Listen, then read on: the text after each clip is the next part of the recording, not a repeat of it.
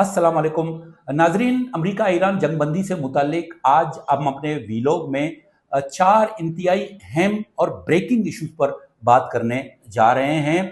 जो सबसे पहले हम बात करेंगे वो है पाकिस्तान की सालिसी की कोशिशें। और ये अब सबको पता चल गया कि पाकिस्तान ने इस हवाले से अपना एक फ्रेमवर्क तरतीब दिया है और उस फ्रेमवर्क को अमेरिका और ईरान तक पहुंचा दिया गया है। मजीद तफसीलातें हम आगे जाके बात करें। जो दूसरा नुक्ता होगा आज के हमारे वीलॉग में, अमेरिका की तरफ से या अमेरिकी सदर डोनाल्ड ट्रंप की तरफ से ईरान को जो अल्टीमेटम दे दी गई है उसमें 24 घंटे की तोसी कर दी गई है।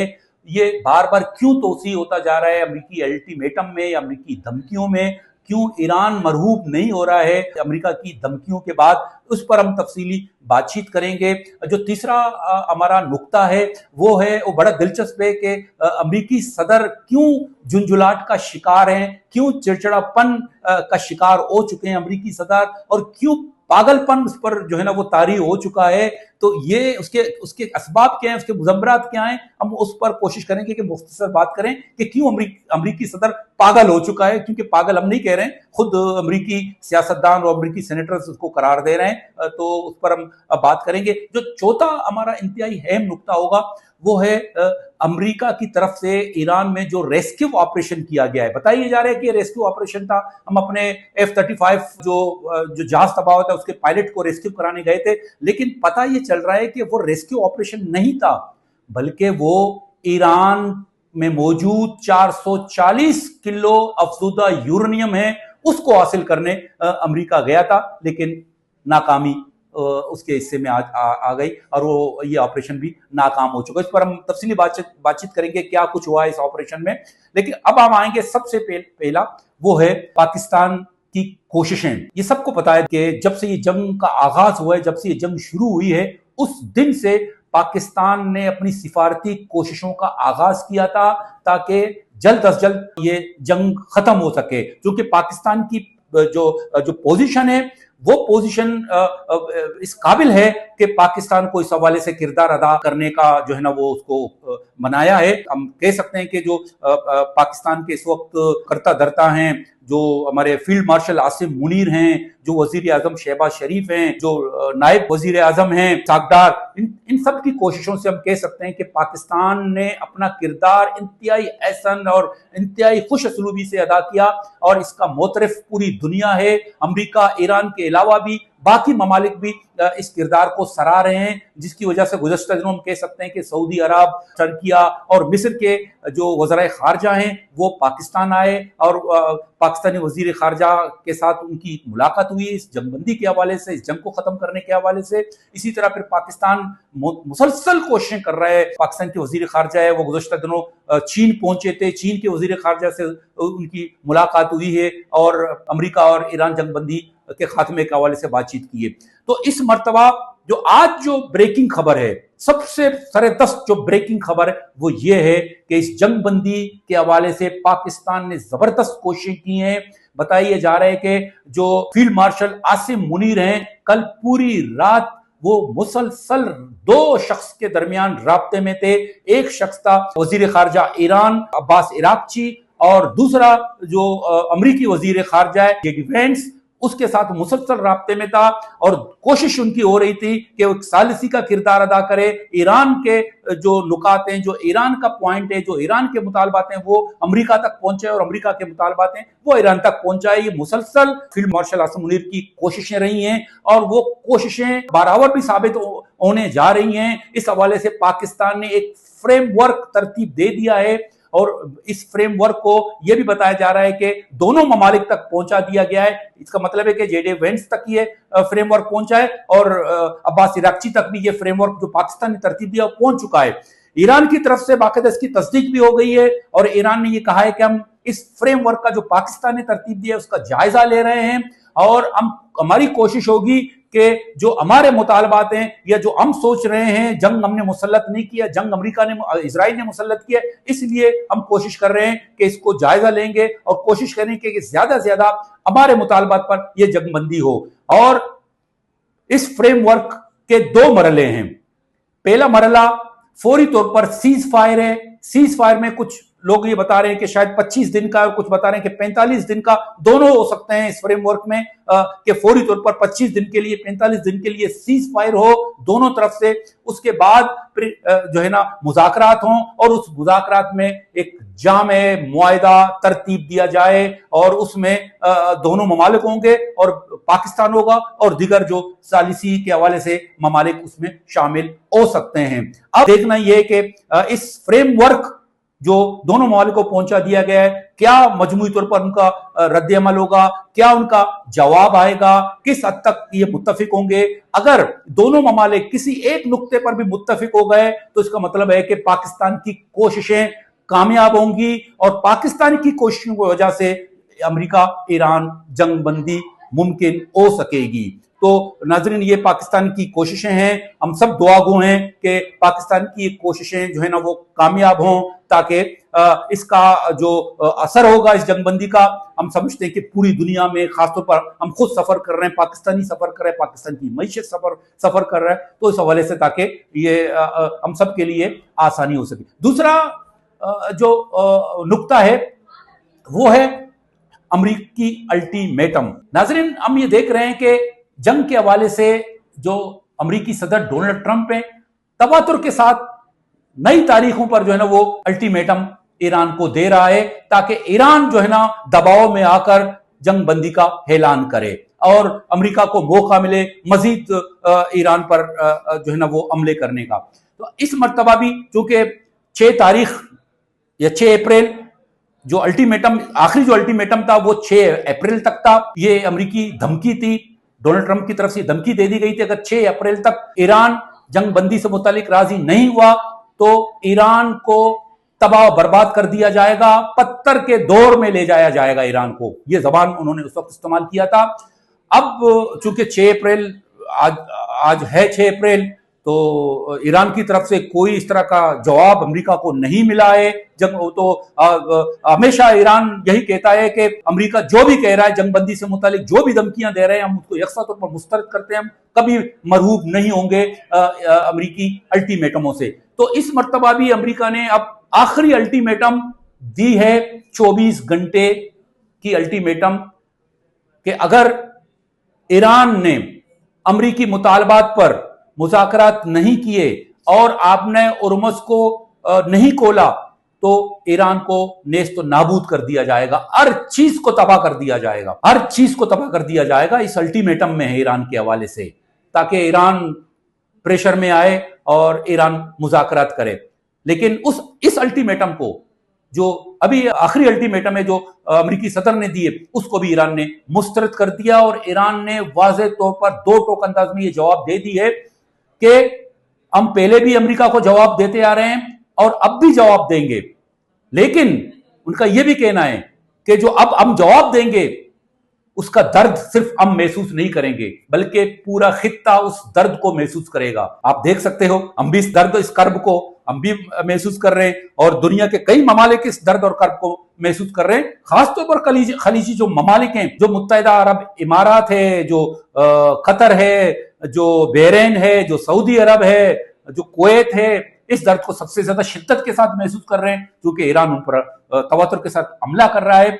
तो ये दर्द तो वैसे भी हम महसूस कर रहे हैं। अब देखना यह है कि दोनों ममालिक की धमकियां कहां तक जो है ना रंग ले आएंगी, या तो फिर जो पाकिस्तान ने, मैंने पहले जिक्र किया था, जो कोशिशें, जो फ्रेमवर्क है उसके मुताबिक जो है ना मुज़ाकरात के टेबल पर आ जाएंगे और ये जंग बंदी मुमकिन हो सकेगी। तो ये 2 ऐसे नुकात हैं जिन पर हमने बातचीत की। तीसरा बड़ा दिलचस्प नुक्ता है नाजरीन, वो है अमरीकी सदर की झुंझुलाहट या चिड़चिड़ापन। हम पहले भी कहते थे कि जो अमरीकी सदर डोनाल्ड ट्रंप है वो आदतन या फितरतन बदजबान है, और किसी को गाली देना, किसी को दुत्कारना, मतलब उसकी आदत है, उसकी फितरत में ये चीजें शामिल हैं। तो वो पहले भी था, लेकिन अब वो गालियां देने लगा है। एक अमरीकी सदर वो मीडिया के सामने और अपने सोशल मीडिया के जरिए वो गालियां देता फिर रहा है। इससे कबल हमने देखा कि जो सऊदी वली अहद है मोहम्मद बिन सलमान, उसको उन्होंने गाली दी। इस मर्तबा ईरान को जो अल्टीमेटम दी है वो गाली देकर अल्टीमेटम दी है। आप वो ट्वीट है, हम उसको उस गाली को भी यहां बयान नहीं कर सकते जो उन्होंने ईरान को दी है, लेकिन बदतहजीबी है। हम कह सकते हैं कि बिल्कुल ये इसको जेब नहीं देता कि इस तरह जो है ना किसी और कौम को या किसी रहनुमा को या किसी रियासत को इस तरह गाली दे। बहरहाल उन्होंने ये गाली दी है तो इसके कुछ वजूहात तो होंगे ना, कुछ अवामिल तो होंगे। एक तो हमने पहले कह दिया था उसकी आदत है, इसकी फितरत है, लेकिन जो अब उसको जो सामना करना पड़ रहा है उसको वहम गुमान में भी नहीं था कि ईरान इतना सख्त रद्द अमल देगा और इतना तवील रद्द अमल देगा। ईरान उसके जो टारगेट्स थे वो 4-5-6 दिन या ज्यादा से हफ्ता 10 दिन के थे कि वो अपने टारगेट्स को जो है ना वो अचीव करेगा और जो जंगी मकासद हैं उसको पूरा करेगा, लेकिन वो नहीं हो सके और ये जंग तवील होता जा रहा है और फिर ईरानी जो मुजाहिमत है वो खत्म होने का नाम नहीं ले रहा। इसलिए उसके अंदर अब जो ये चिड़चिड़ापन आता जा रहा है, वो बीमार होता जा रहा है, वो पागल होता जा रहा है। ये पागल का जो लफ्ज है ये मैं बयान नहीं कर रहा हूं, ये अमेरिकी जो सियासतदान हैं, जो अमेरिकी सेनेटर्स हैं, वो खुद ये कह रहे हैं कि जो अमेरिकी सदर डोनाल्ड ट्रंप है वो पागल हो चुका है। वो ये भी कह रहे हैं कि जो अमेरिकी 25वीं आईनी तरमीम है उसको नाफिज किया जाए, फौरी तौर पर इस अमेरिकी सदर को ओहदे से बरतरफ किया जाए। ये मुतालबात हो रहे हैं, ये पागल हो चुका है वो कहते हैं। तो ये पागलपन कहां से आया? ये पागलपन ईरान जंग की वजह से आया। ईरान ने जो की तरफ से जो मुजाहिमत हो रहा है, ईरान जो जवाब दे रहा है और जो आपने हुर्मुज़ ईरान ने बंद किया है, इस आपने हुर्मुज़ की वजह से जो बाकी ममालिक का जो प्रेशर अमेरिका को है, जो अमेरिका के अंदर खुद लोग जो अमेरिकी सदर की पॉलिसियों से बेजार हैं, जो एहतजाज कर रहे हैं, जो अमेरिकी सेनेटर से एहतजाज कर रहे हैं, जो अमेरिकी सियासतदान हैं, जो साबिक सीआईए जो रहनुमा हैं, जो साबिक सीआईए को कारकुन हैं, जो रुकन हैं, वो खुद ये बता रहे हैं कि किस तरह अमेरिकी सदर दबाव प्रेशर में है, जिसकी वजह से वो अब चिड़चिड़ापन उसमें आ गया और पागलपन का शिकार वो हो चुका है। तो ये वो वजूहात हम कह सकते हैं कि इसका एक और भी वजह है, लेकिन वो रिलेटेड एक चौथे हमारे इशू पर जो नुक्ता है, जो चौथा इशू है, उस पर हम बात करेंगे। वो भी अमेरिकी सदर जो आज पागल हो चुका है, उसका उससे भी एक रिश्ता है। जो इस तरह गालियां देता फिर रहा है उसका भी इससे रिश्ता है। जो चौथा नुक्ता है वो है अमेरिकी रेस्क्यू। ये रेस्क्यू कहां किया गया? ये ईरान में किया गया। आपको याद होगा कि ईरान ने अमेरिकी जो F-35 जहाज है, जंगी जहाज है, उसको निशाना बनाया था। निशाना बनाने के बाद वो जहाज तो तबाह हो गया, लेकिन वो पायलट जो है ना वो बच गया और जख्मी हालत में था। अमेरिका में ये मैकेनिज्म है, अमेरिकी फौज में ये मैकेनिज्म है कि कहीं दुनिया के किसी भी कोने में कोई ऑपरेशन हो रहा है, कोई जंग है, अगर कोई अमेरिकी फौजी वहां फंस गया है तो उसको रेस्क्यू फौरी तौर पर किया जाता है। उसका अपना एक मैकेनिज्म है। इस दफा भी यही हुआ, उसका रेस्क्यू किया गया। लेकिन उस रेस्क्यू के साथ एक और भी ऑपरेशन हुआ है ईरान में। वो ऑपरेशन था ईरान में मौजूद 440 किलो अफजुदा यूरेनियम को हासिल करने की। ये दोनों बेवकूफ किए गए ताकि दुनिया को पता ना चले, दुनिया को बेवकूफ बनाने की अमेरिका की कोशिश थी। एक तरफ रेस्क्यू कराया गया अपने पायलट को और दूसरी तरफ जो है ना बड़ी तादाद में हेलीकॉप्टर, जंगी जहाज और C-130 जहाज जो है ना वो भेजे गए, ताकि C-130 इतना बड़ा जहाज है कि उसमें मुमकिन है कि वो जो 440 किलो यूरेनियम है उसके और वो उसकी पैकिंग कितनी बड़ी होगी, उसका बॉक्स कितना बड़ा होगा, उसके लिए तो बड़े जहाजों की जरूरत पड़ेगी ना। वो है C-130। अब C-130 इसलिए 2 C-130 भेजे गए, ये भी इतलात हैं, और 3 से 4 हेलीकॉप्टर थे और 2 और जंगी जहाज थे। तो ये बहुत सारी बातें हैं, लेकिन ये कंफर्म है। और वहां पर इनका ये जो ऑपरेशन है वो बुरी तरह नाकाम हुआ था। वहां पर जवाबी हमले हुए थे, क्योंकि ये कंफर्म है कि जो दोनों ऑपरेशन थे जहां पर जख्मी पायलट मौजूद था, वो जहां पर ये जहाज क्रैश हो गया था अमेरिकी F-35, वो तकरीबन इस्फहान से 200 किलोमीटर दूर था। और ये जो दूसरा ऑपरेशन किया गया जहां पर ये C-130 जहाज और दीगर जो एलयू भेजे गए थे वो तकरीबन इस्फहान के करीब थे। वहां पर जब इस्फहान के करीब ये पहुंचे तो वहां पर ईरान की तरफ से सख्त रद्द-ए-अमल आया और ये तमाम के तमाम जहाज जो है ना वो तबाह कर दिए गए। और किस तरह जो अमेरिकी फौजी वहां से भाग निकलने में कामयाब हुए। मुमकिन है कि एक जहाज में निकले हों, किसी और एली में निकले हों, लेकिन बड़ी तादाद में वहां हेलीकॉप्टर, बड़ी तादाद में जो 2 C-130 हैं और जहाज हैं, वहां पर उनका मलबा वीडियो में वाज़ेह तौर पर नजर आ रहा है। सबने इसकी तस्दीक की है। आप देख सकते हो कि किस तरह तस्वीर हम आपको दिखा रहे हैं, इसमें वाज़ेह तौर पर नजर आ रहा है कि ये तबाह हो चुके हैं। क्योंकि अमेरिका की ये कोशिश होती है कि जहां अगर उसकी नाकामी हो, जिस तरह उसामा बिन लादेन को वो लेकर जा रहे थे पाकिस्तान में, तो उनका एक जो हेलीकॉप्टर है वो खराब हो गया था, उन्होंने फौरी तौर पर उसको तबाह कर दिया था ताकि जो जो उसकी टेक्निकल चीजें हैं वो किसी और मुल्क तक ना पहुंचे। ये अमेरिका की अपना एक की कोशिश होती है, उसका एक मैकेनिज्म है।